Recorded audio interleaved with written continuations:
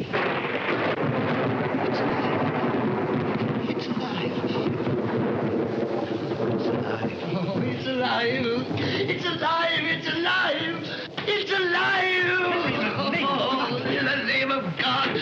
Now I know what it feels like to be God.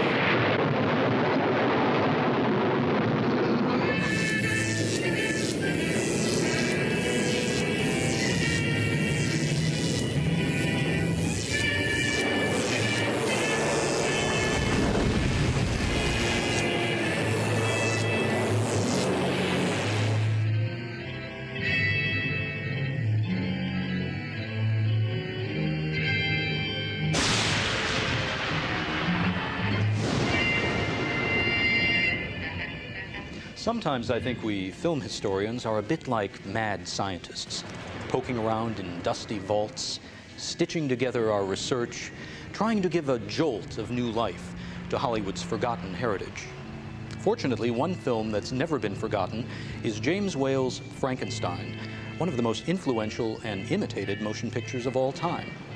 When the film was first released in 1931, Universal added a special prologue, part showmanship, but partly out of real apprehension that Frankenstein might be too much for nervous audiences of the Great Depression. I think it will thrill you. It may shock you. It might even horrify you. So if any of you feel that you do not care to subject your nerves to such a strain, now is your chance to, well, we've warned you. While Frankenstein may no longer really shock or horrify, it has never lost the power to fascinate. And Boris Karloff's star-making performance created one of the most instantly recognizable cultural images of the 20th century. So, if my friend here doesn't make you nervous, perhaps you'll join us both as we enter the vaults of Universal Studios and open the Frankenstein Files. Have you never wanted to do anything that was dangerous?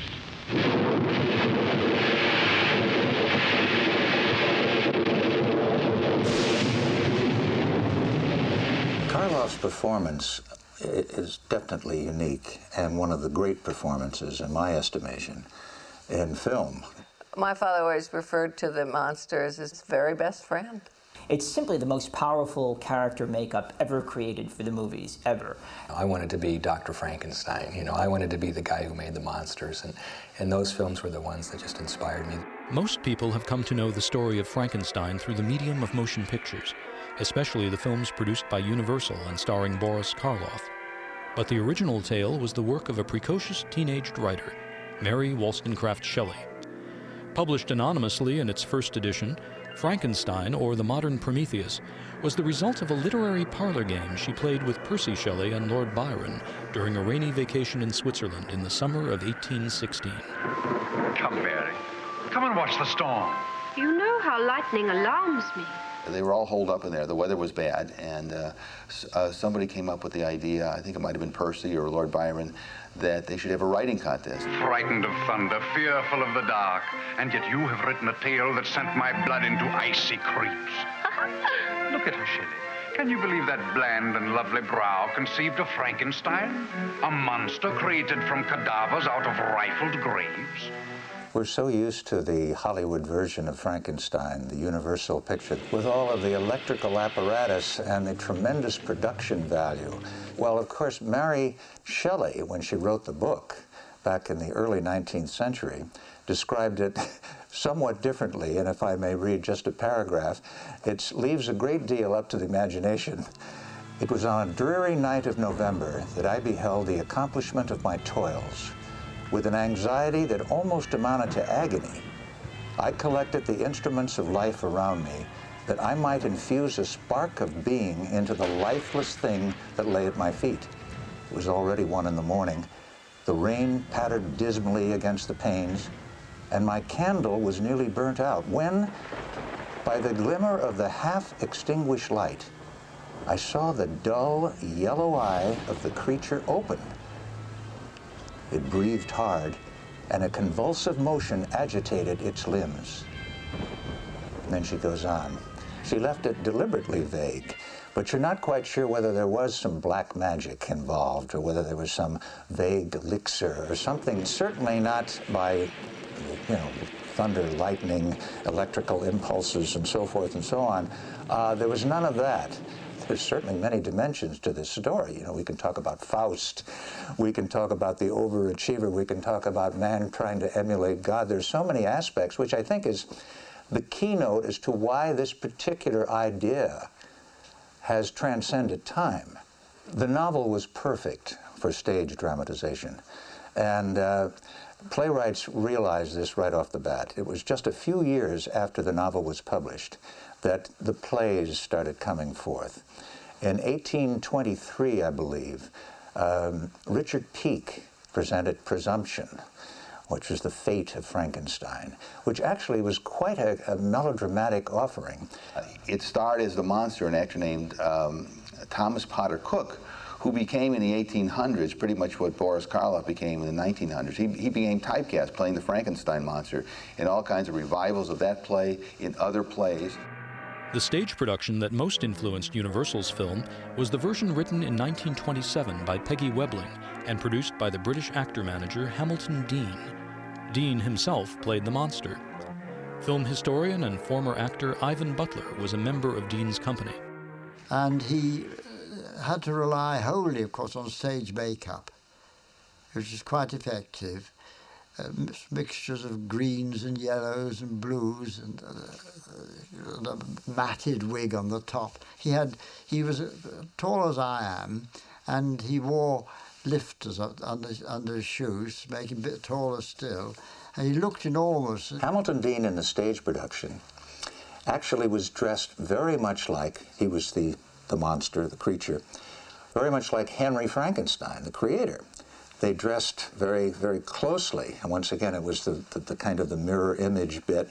In the late 1800s, early 1900s, it became fashionable to interpret the novel in a way that Victor Frankenstein and the monster were like yin and yang, opposite sides of the same coin, Jekyll and Hyde in one character, whatever. They were basically the same character.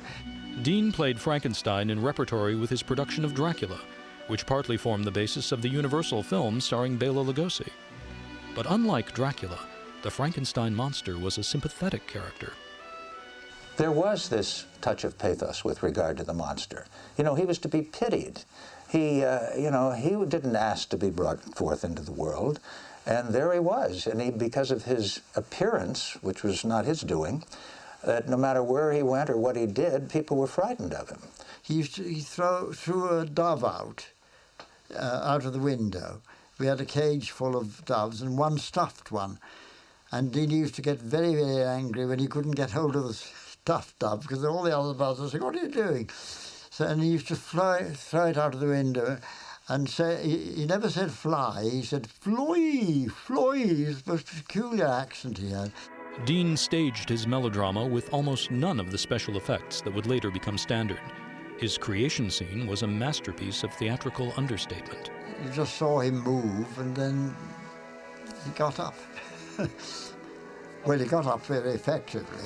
And the monster's ultimate revenge on his maker was staged with the simplest materials, enhanced immeasurably by dim lighting. He attacked Frankenstein, bent him over a table, and apparently tore his throat out. He had a bowl of red dye and a sponge, you see. He used to bend over and he'd pick out this dripping throw it down. It was really quite effective. There was a tremendous roll of thunder, flashes and lightning, and that was the final curtain. Techniques of the theater, especially expressionist theater, had a major influence on prototype horror movies produced in Europe during the 1920s. In terms of art direction, the German expressionist cinema was characterized by intense light and dark, lots of shadows. Now, the Hollywood style for a very long time was generally flat lighting to make sure people saw everything. When Hollywood filmmakers were first confronted with the German films, they were very surprised by the kind of atmosphere you could create, and that flows into the horror films, especially that Universal made. Studio founder Carl Laemmle was born in Germany and imported much European talent to Universal City.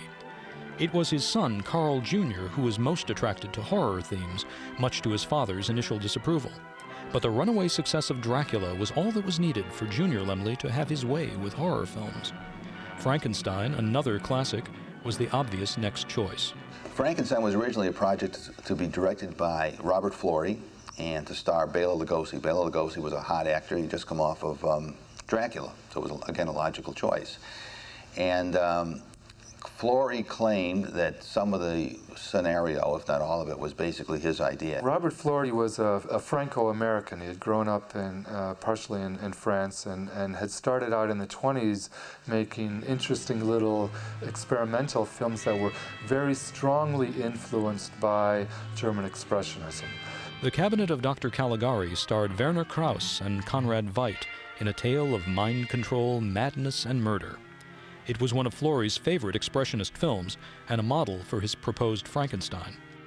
There are similarities in that you have in the Cabinet of Dr. Caligari the Werner Krauss character who in some ways creates this being, but he is without his own will. He is a somnambulist who Caligari keeps kind of bringing back almost from the dead. Another antecedent to the Frankenstein, of course, is The Golem, which is also a film about a human-made monster that comes to life and then wreaks havoc. Although Bela Lugosi was announced as the star of Frankenstein, he had objections to the assignment almost from the beginning. With the success of Dracula, he didn't want to play the monster, this mute, heavily made-up character. He thought he was too handsome and too well-known, you know. There actually was a test scene of Lugosi shot for Frankenstein in the makeup. People who have seen it, who were there, all kind of describe Lugosi's makeup as basically resembling the Golem. And the story is that Lugosi had a very clay-like skin, clay-like look, and he also had this big head of hair. I keep hoping that this footage crops up somewhere. I would love to see it. You know. The first writer assigned to the project was Dracula's Garrett Fort, who combined Florey's ideas with an unproduced stage adaptation of the Peggy Webling play by John Balderston. Despite Florey's passion for the project, another director was already waiting in the wings, and Florey was soon out of the picture. There is no paperwork in the files as to why he was taken off the project, but then, as we know, James Whale became the director. James Whale had come over from England. He had directed a very successful play in England called Journey's End with Colin Clive, who eventually played Henry Frankenstein. Whale was a rapidly rising Hollywood director noted for his direction of World War I dramas. Sir Ian McKellen was nominated for an Academy Award for his portrayal of James Whale in the film Gods and Monsters, which earned writer-director Bill Condon an Oscar for adapted screenplay. Action. And it was exactly at the moment when so many theater directors were being imported by Hollywood to deal with the fact that actors suddenly had to speak. Whale was, I think, more than anything responsible for the choice of Karloff. My father had been in Hollywood about 10 years when he made Frankenstein in 1931, and what most people don't know is that it was his 81st film, I believe. He was in many, many silent films and also in a lot of talkies before Frankenstein. He was having lunch in the commissary, dressed in one of his good suits and looking very spiffy, and James Whale spotted him. Whale saw his face and was fascinated by the bone structure of it and called him over to have some coffee or something like that. Whale, as he put it, engaged in general conversation about England and about the problems of English actors and English directors in Hollywood, and then suggested that he had a role for which he would like Boris Karloff to do a screen test, and would Karloff be willing to do it? And Karloff jumped at it without even knowing what it was. My father used to say his feelings were a bit hurt since he was looking his very best that day, and to be considered for the role of the monster, he thought, But he was wise enough to take the part, and with the help of Jack Pierce and his genius makeup, they went on to make cinema history. Jack Pierce was the creator of all the classic Universal horror makeups, and he was the head of the makeup department at Universal during the Golden Age, you know, and he was the man that did the Frankenstein's monster and the Mummy and the Wolfman and all the classic makeups, and he didn't have the luxury that we have today of the modern materials. Everything that he did was kind of an out of the kit kind of makeup, you know, everything was fabricated, and he was a master at it, and he did, you know, I mean, this makeup, the Frankenstein's monster, everyone knows this, you know, I mean, it's instantly recognizable, and it's one of the all-time great makeups, and I just hope someday I can do something that comes close to that. Of course, there's a great deal of debate about that makeup, you know. A lot of people think that it was inspired by James Whale rather than by Jack Pierce. Of course, Jack Pierce naturally would say that he was the man, although he did say at one time that it was a compromise. Who came up with the monster's makeup and look? Oh, my idea, muchly. Well, my sketches. Big, heavy brow. The head flat on top, so you could take out the old brain and put in the new, like tinned beef. The monster's trademark square forehead may have been partly inspired by Thomas Edison's 1910 version of Frankenstein, in which Charles Ogle played the monster. But there's no question about who executed that job. It was Pierce. Films really are a collaborative effort, you know, and so many people are in the mix, and sometimes it works and sometimes it doesn't. And I think this was a case where it all worked so well when you had James Whale, Boris Karloff, Jack Pierce, just all the people involved in this film. It all just clicked. I've seen photos of an earlier test. It was very similar. He still had the flat head and the brow like this, but there were these two kind of ridges on his forehead with a little kind of semicircular clamp on each one. In fact, it's a photo that still crops up when they need a picture of the monster. I don't know. I guess the photo editors weren't too careful about which, whether it was really in the film or not. The frontal bone, the brow here, was fabricated out of cotton and spirit gum and collodion, which is this really strong smelling, very solvent-y smelling plastic. And you would put on a coat of spirit gum and stick some cotton on it and paint some collodion on it and gradually build up the form. Same with the whole top of his head here. The flatness of the head was built up that way. These techniques were quite painful, you know, to have this cotton and collodion built up every day, especially so close to your eyes with that strong solvent smell. And the painful process of removing it as well. It had to be, he had to have amazing endurance to go through this. I'm sure it helped that it was early on in his career, you know. But, from what my understanding is, the story goes that Karloff felt that in some of the original tests he was just he looked too alive, his eyes looked too alive, so he suggested that Jack do something to it, and so they ended up building up these heavy eyelids with mortician's wax over Karloff's own lids, only allowing him to open them part way like this. But he was still able to give an amazing performance with these lids. Another thing that really helped that corpse-like appearance was Karloff had a bridge on his right side, which he removed so he could suck in his cheek. And at one side, and Pierce shaded it to accentuate it. Again, when you think of this makeup, you think of the flat head and you think of the electrodes, which most people think are bolts through his neck. But they were actually supposed to be how the electricity was entered into his body. There's like a positive and a negative, like on a battery. Because it all worked with the contours of Karloff's face, he was able to express an entire range of emotions that other actors couldn't do under the makeup when they essayed the role. I think that's part of the beauty of this makeup, that he was able to perform in it because so much of it was his face. And if he would have built up much more on him, he would have become very stiff. Collodion isn't really very flexible, especially when you mix it with cotton. It becomes quite stiff. Well, not only was the makeup arduous on and off every single day, it took 3.5 hours to put on and almost as long to get it off. The wardrobe itself was heavy and black, and they shot in the middle of August. The boots were heavy and cumbersome. I know there was one really torturous day, which I think was almost a 24-hour day, in being made up like this, being outdoors. I think is when they shot the throwing the girl in the water scene, and then had to come back and shoot something else, and it had to be, you know, it was not a fun job, I'm sure, for Boris. You know. The most difficult part of the shoot was my father carrying Colin Clive up a hill time and time again until they got it right. Ultimately, he ended up having 3 back surgeries.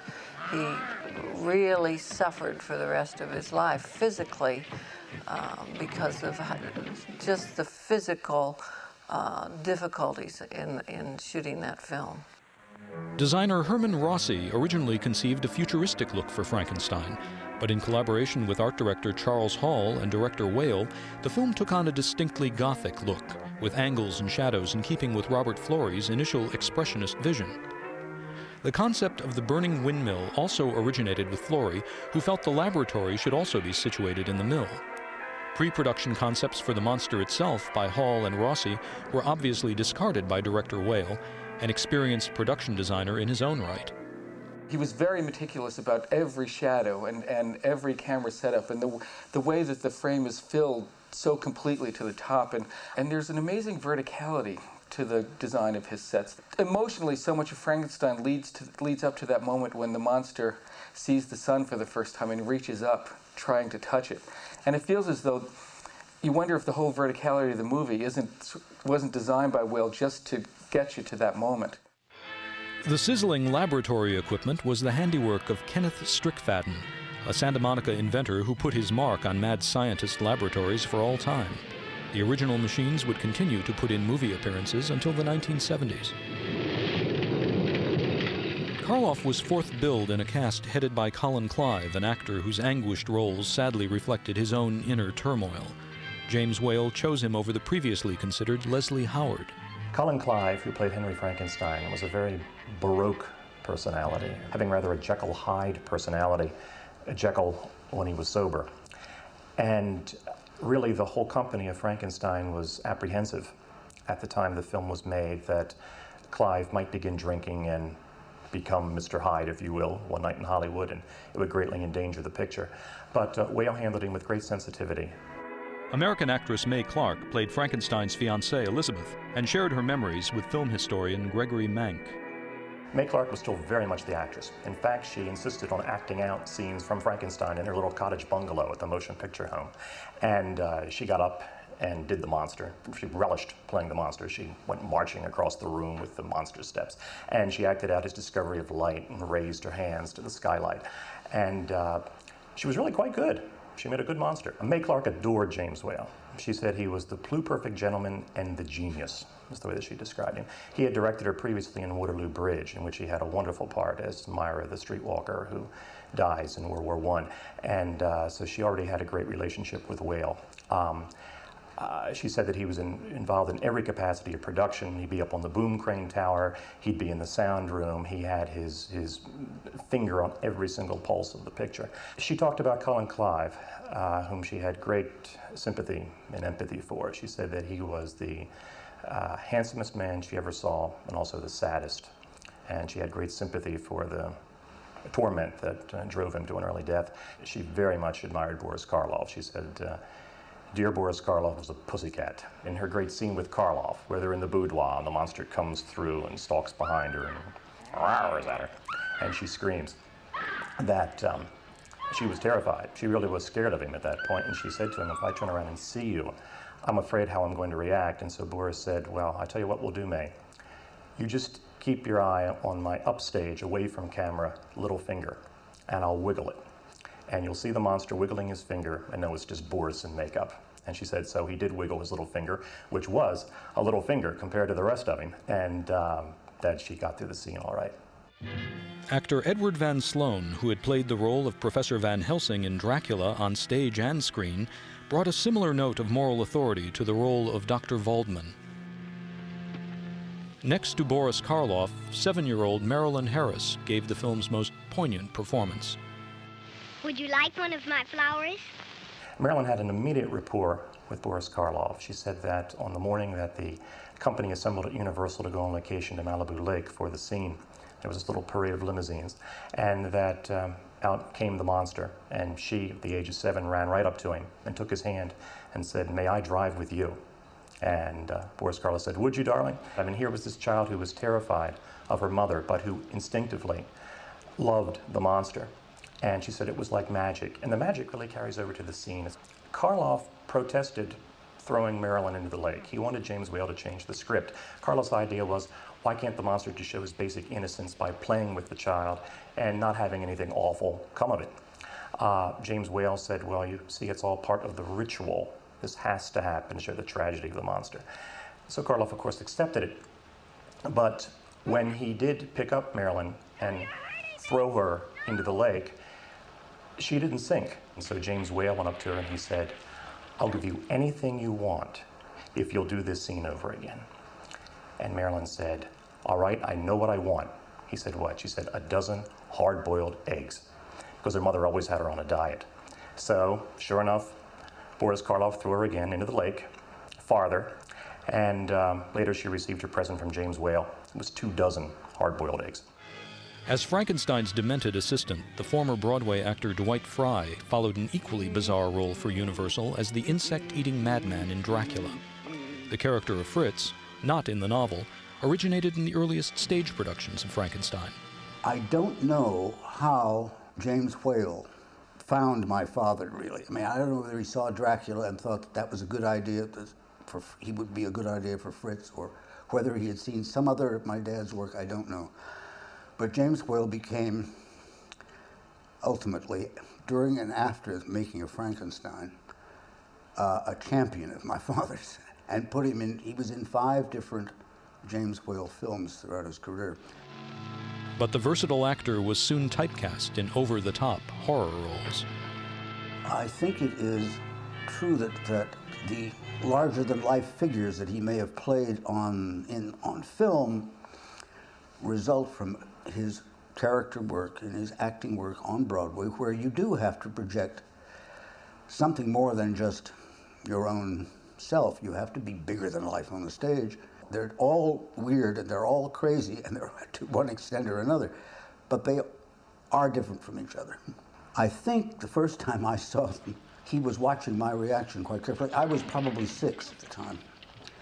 And as I understand it from my mother, when we came back and I went to bed and got up the next morning, my father was very upset that I hadn't been frightened by anything I'd seen. Children seem to empathize with the creature and probably understood the message my father was trying to deliver with his portrayal, and that was that the monster, or the creature as he preferred to call him, was the victim and more than the perpetrator. And children seemed to understand that instinctively, he said, and they were not afraid of him, and they were not afraid of the creature. The Frankenstein monster is total innocent. He's rather like an adolescent. He's in a world that is not of his making, and he doesn't completely understand the rules. And like many adolescents, he's a very clumsy, very awkward thing. So of course children across the world, just grafted on to the Frankenstein monster, particularly the Boris Karloff Frankenstein monster, because they could see the inherent innocence, they could see the pathos, they could see that the Frankenstein monster was really very much a child like themselves. Film audiences often confuse Frankenstein's name with that of his creation, and possibly with good reason. James Whale seems to have been personally fascinated with the dramatic interdependency of the characters, according to film historian Paul Jensen. The film works, at least partially, because its maker empathized with those two characters. And I can't help but think that these are 2 people who are, each of which is a version of James Whale. For Whale, a self-made artist who overcame poverty and misunderstanding, the story of Frankenstein's creative struggle may have resonated deeply. Whale loved the stage and the theater. You get an impression of this, but the dialogue nails it home. When Henry says... Quite a good scene, isn't it? 1 man crazy, 3 very sane spectators.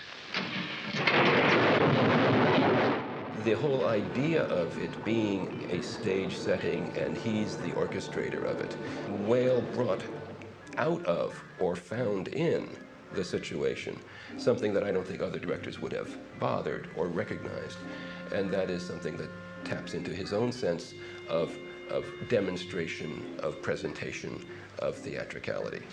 One of the film's most effective and personal speeches was added during production, and was possibly written by Whale himself.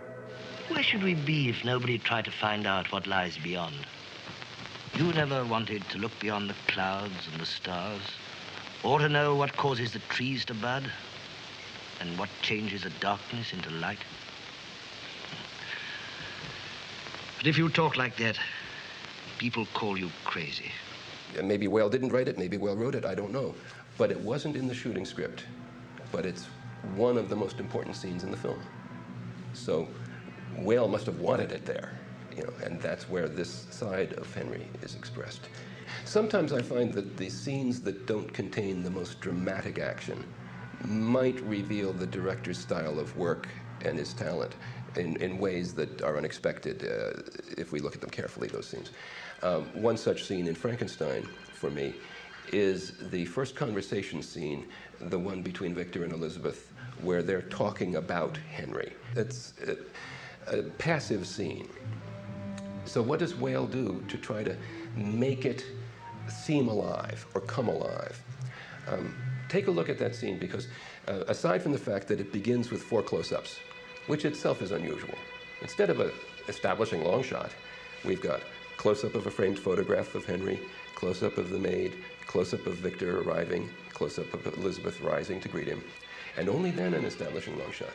We've had to figure out what we're seeing and how those shots go together. We're involved because our mind has had to relate those shots together.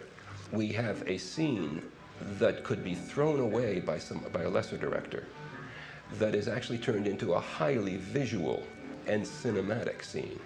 The last third of Frankenstein is the part where at least the storyline has its weakest moments, I think. There are certain things that happen in there that you have to simply take at face value and take for granted because they're not explained. And I'm willing to allow that. I mean, there are little contrivances. Dr. Waldman's been murdered in the tower. Who finds Dr. Waldman's body? No one ever seems to go up to that tower. Who found him? She's been murdered. Yeah! How does the girl's father know that she was murdered? All he would really realize is that she had drowned. We just have to accept that, right? Those don't bother me particularly because I accept those statements to move the plot along. But the scene in which Henry locks Elizabeth in her room because he's afraid the monster might be around, and then the monster, enters Elizabeth's room and confronts her, is the one scene where I think a contrivance hurts the film considerably because it's a major scene. There is no way that we can have any idea how the monster knows whose house that is, if the monster knows whose house that is. But 1931 audiences paid scant attention to such implausibilities. For many, Frankenstein simply was an overwhelming experience. In 1931, so many of the things that Frankenstein showed and dealt with were rather unusual and new to people. And they tapped into things that were perhaps very dormant or things that people didn't want to consciously think about. We had thumping of the dirt on the top of the coffin. We had things that really were never shown before in the gibbet, with this body hanging there and being cut down and the cadavers and reanimating. And I mean, it was just something that it's hard to believe now because the excess that we've all been subjected to over the decades. But in 1931, this was a big deal. Well, what they objected to in Frankenstein were obviously the little girl getting drowned. There were some fairly graphic close-ups of the monster being stuck with hypodermic needles, and where Fritz, the hunchback assistant, is tormenting the monster with a torch. There's some kind of horrific close-ups of the monster with the torch waving in front of his face. These are things that today would be, you would see in G-rated movies on television. The scene with the monster throwing the little girl in the lake, that was cut in certain areas. Some people saw the entire scene. Some people saw him just reaching for her, which later, when the father comes walking through the village holding her and she's in such disarray, actually created a much more sinister impact than what was intended. And there were pressure groups, the Legion of Decency, the Catholic pressure group. There were problems with the Cullen Clive line, "Oh, in the name of God." Now I know what it feels like to be God. In the original version that we got on television since the 1950s, whenever we would get to that scene, there would be a physical splice, and you could see a jump cut where Cullen Clive is getting very ecstatic when the monster is coming to life and he realizes what he's accomplished. Well, during the early talkies, sound was not on what we have today, which is an optical track, which is a visual strip along the edge of the film. In the old days, the sound was recorded on records, big records about this size, and they were played in the theater, somehow synchronized with the projector. It was in 1966, a friend of mine who was working at a local Los Angeles radio station called me, and he said, you'll never believe what's in our studio right now, these sound discs from Frankenstein, the original Frankenstein. And I was always disappointed when all the restored versions of Frankenstein always left this line out.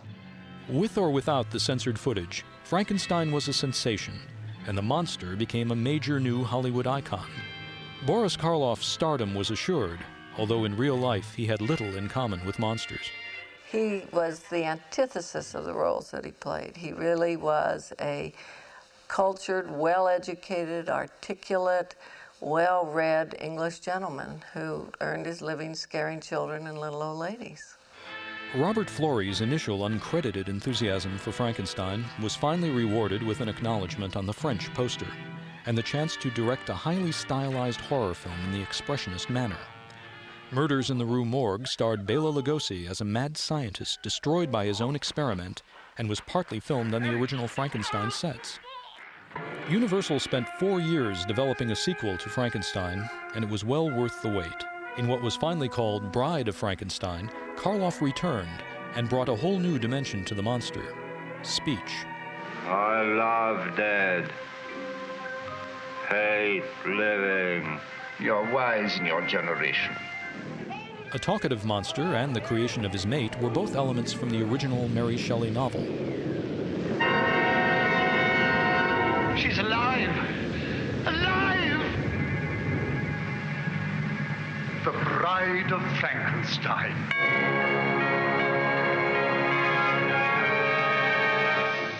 Karloff played the monster for a third and last time in Son of Frankenstein. This time he had a companion who did the talking for him, the broken-necked Igor, played by Bela Lugosi. He's my friend. He does things for me. Basil Rathbone played the title role of Wolf von Frankenstein. Is it the old legendary monster of my father's time?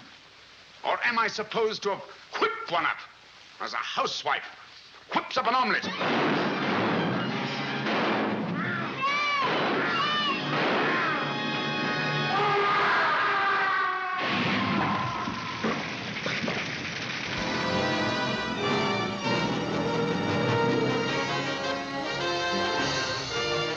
In Ghost of Frankenstein, the relationship between Igor and the monster got even closer. Your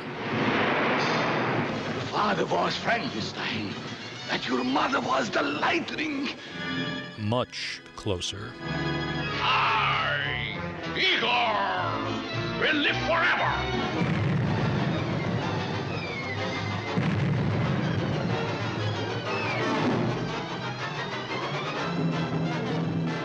Next, Universal paired two of its most popular monsters for amplified impact. I can't do it. I can't destroy Frankenstein's creation. I've got to see it at its full power.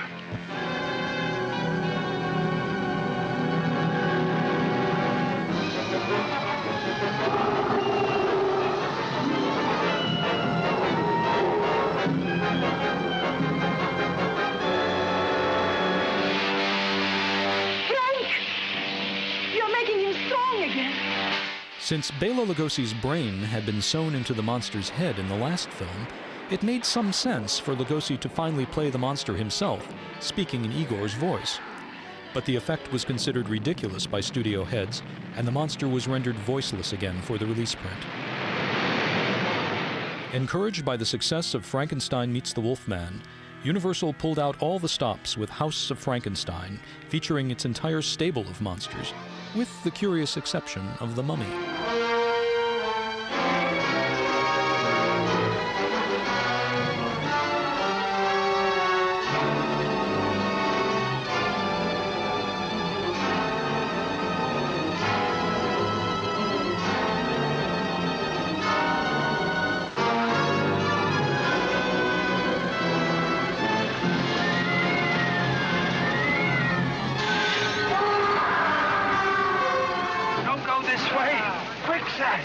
Quick seconds!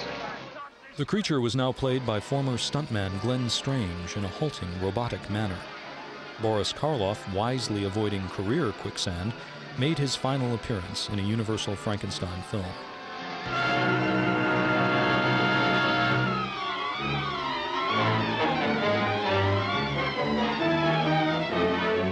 In House of Dracula, Frankenstein's creation made the briefest of appearances, a thankless lurch around the lab.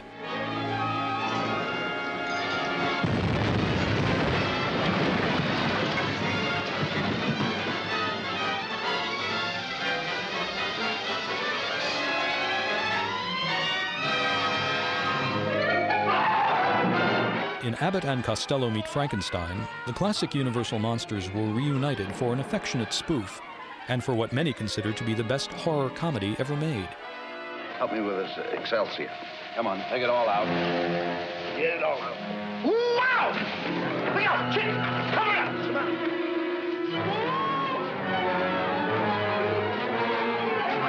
Well, we got him.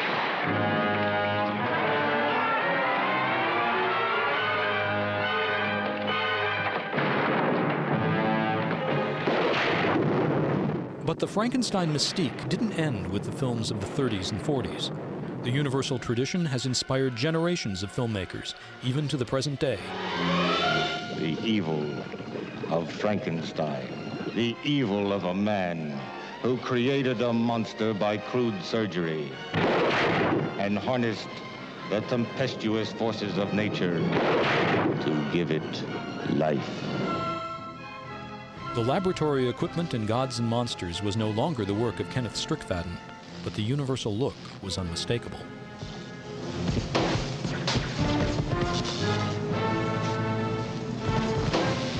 In 1997, Boris Karloff and Frankenstein had the unique honor of appearing on a U.S. Postal Service stamp, along with 4 other classic Universal monsters. It was a wonderful experience. The post office could not have been better to work with. And we got about 17,000 signatures all over the country. People pitched in and helped us.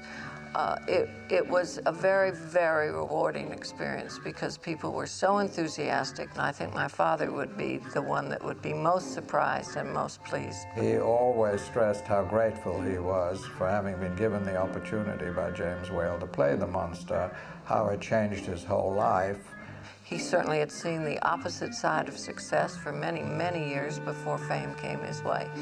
And I don't think he ever had any difficulty with being typecast. He felt, and I heard him say on more than one occasion, that a typecast actor was a very lucky actor, because if you had been able to make a niche for yourself, do something that nobody else had done or was likely to do, you were very lucky. You left your mark in your profession.